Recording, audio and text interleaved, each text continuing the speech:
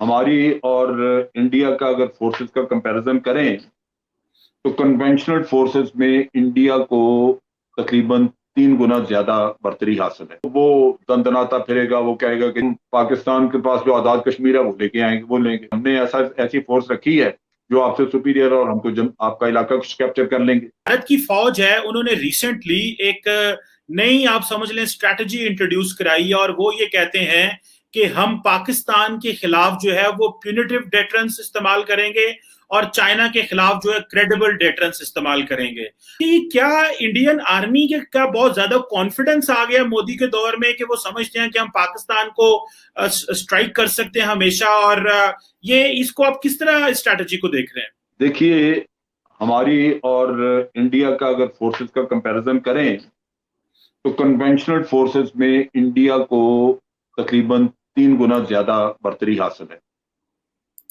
और हमारी एयरफोर्स में भी इसी तरह उनको तालिबान मेरे ख्याल 4 या 5 गुना बर्तरी हासिल है। अब जब बर्तरी हासिल है तो वो दंदनाता फिरेगा, वो कहेगा कि जी मैं हमला कर लूं और मैं चूंकि फोर्स ज्यादा है तो एक आपको टेम्पटेशन होती है कि मैं कोई जगह पकड़ लूं, मैं पाकिस्तान का ये इलाका कब्जा कर लूं। उन्होंने बड़ा बरमला कहना शुरू किया कि अब हम पाकिस्तान के पास जो आजाद कश्मीर है वो लेके आएंगे, वो लेंगे।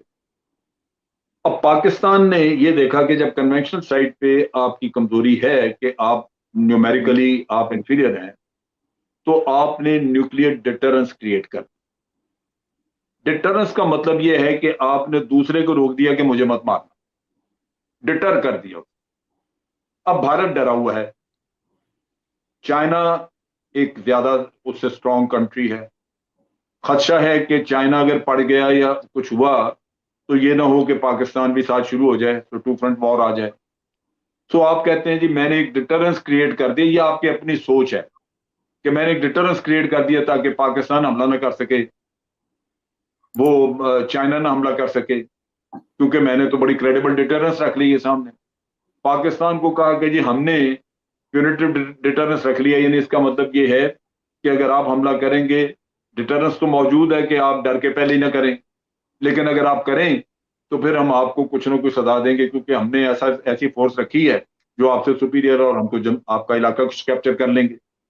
पहले तो उन्होंने आपके साथ एलओसी ठंडी की, ये अमन शमन का किस्सा किया और उनको उनके स्ट्रेटेजिशियंस कह रहे थे कि तुम टू फ्रंट वॉर नहीं लड़ सकते, लिहाजा तुम्हारे मुफाद में है कि कम से कम पाकिस्तान के साथ तुम कूल डाउन कर लो अपनी साइड को। तो पाकिस्तान के साथ उन्होंने कूल डाउन करने का कुछ कोशिश की और जो बैक चैनल का फ्रॉड आप देखते हैं सुनते हैं वो भी चल रहा है।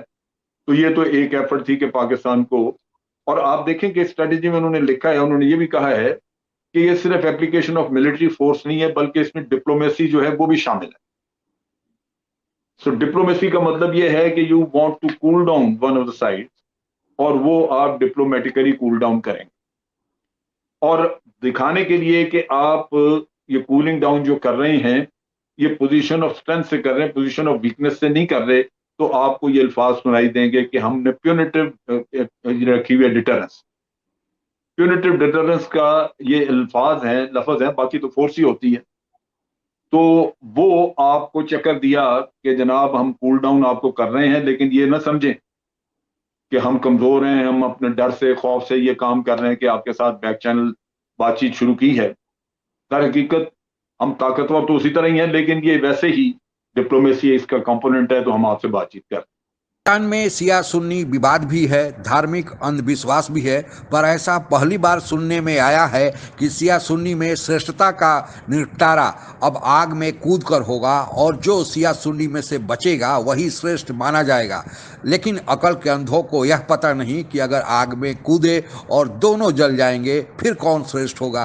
क्या फिर दो शिया सुन्नी में से कूदेंगे और यह सिलसिला जारी रहेगा? और सुना है कि इसमें पाकिस्तानी सरकार का भी साथ मिला हुआ है। पाकिस्तानी सरकार से इससे ज़्यादा की उम्मीद थी भी नहीं। इस संबंध में क्या अंधविश्वास में पाकिस्तान में हो रहा है, आइए आगे सुनते हैं। तो ये वो फ्रॉड है। बाकी उन्होंने किया क्या है कि चाइना के साथ तो बिल्कुल लड़ने का कोई इरादा ही नहीं, उधर रखा है क्रेडिबल डिटरेंस कि चाइना को एक मैसेज चला जाए कि अगर आपने हमला किया तो हमने बड़ी एक मजबूत फोर्स डिफेंस में भी रखी हुई है, डिफेंस में भी मजबूत फोर्स रखी हुई है और उसके साथ आर्मी लेवल पे हमने बड़े रिजर्व रखे हुए हैं स्ट्रॉन्ग किस्म के। और ये जो रिजर्व्स हैं ये हमारी स्ट्राइक कोर्स के अलावा है। चाइना के सामने एक स्ट्राइक कोर रखते थे, अब 2 रख ली। और उन स्ट्राइक कोर के अलावा हमने क्रिएट कर दिए हैं रिजर्व। यानी दूसरे लफ्जों में आपने डिफेंसिव कैपेबिलिटी स्ट्रेंथ बढ़ा के ट्रुप की अपनी बेहतर कर ली है, काफी बेहतर कर ली। दूसरा, आपने उनके ग्रुप्स बना दिए इंटेग्रेटेड। इसका मतलब यह है कि उसमें सिर्फ इन्फेंट्री नहीं और कंपोनेंट भी शामिल है, जिससे उसकी फायर पावर बेहतर है, मोबिलिटी बेहतर है। और आपने ये भी किया उसके साथ साथ कि उसको एयर फोर्स के साथ उसको इंटेग्रेट कर दी, यानी एयर एप्लीकेशन भी उसमें आ जाएगी। तो ये तो हर बैटल में आप करते ही हैं। असल चीज होती है कि आपके पास सुपीरियर फोर्स है, सुपीरियर फायर पावर है आपके पास। आई एम श्योर कि उन्होंने ये क्रिएट करने की कोशिश की है, और यही वो मैसेज अखबार के जरिए दे रहे हैं चाइना को, पाकिस्तान को, कि भाई ये गलती ना करना है इधर आने की। ये डिटरेंस मौजूद है, हम आपको डिटर कर रहे हैं, हम आपको पहले से डरा रहे हैं। अगर आप आए तो हमने ये रखा हुआ। इसके अलावा बाकी कोई ऐसी चीज। अब वो ये कह रहे हैं कि हम बैठे हैं, आप हमला नहीं कर सकेंगे, आप करेंगे तो हम ये डिटरेंस रखेंगे।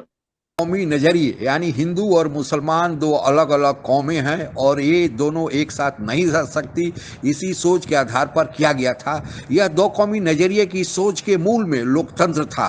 भारत स्वतंत्रता प्राप्ति के बाद लोकतंत्र के राह पर चलने वाला था, जिसमें बहुमत के आधार पर शासक का फैसला होने वाला था। मुस्लिम धर्म के लोगों को यह पसंद नहीं था, क्योंकि वे तलवार के बल पर या वंशानुगत आधार पर अभी तक जब मुसलमानों का इस देश पे शासन था वे शासन करते आए थे। आज भी आप 57 मुस्लिम देशों में लोकतंत्र की हालत देख सकते हैं। पाकिस्तान में भी पिछले 72-73 सालों में हालांकि नाम मात्र का लोकतंत्र रहा है, अधिकांशतः समय वहां मिलिट्री शासन ही रहा है, और अन्य देशों में तो अभी तक राजाओं का शासन या नवाबों का शासन चल रहा है। आपको यह बताते चलें कि जब भारत से पाकिस्तान अलग हुआ था तो शुरुआती दौर में वहां पर लोकतंत्र का कुछ बोलबाला था, धर्मनिरपेक्षता का कुछ बोलबाला था, क्योंकि वह भारत के साथ रह चुका था। लेकिन धीरे धीरे उसमें वही 2 कौमी नजरिए, धार्मिक अंधविश्वास, कट्टरपंथ का बोलबाला शुरू हुआ, और इसको हवा दिया 1980 के दशक में, जब जियाउल हक चुनी हुई जुल्फिकार अली भुट्टो की सरकार को हटाकर शासन में आए, तो उनको अपनी सत्ता के लिए यानी अपनी जो मार्शल लॉ उन्होंने गलत तरीके से लगाया था, इसके समर्थन के लिए उन्हें जन समर्थन की आवश्यकता थी, और जन समर्थन पाने के लिए उन्होंने कट्टरपंथ को हवा दिया और धार्मिक कट्टरपंथियों को अपने साथ मिलाया।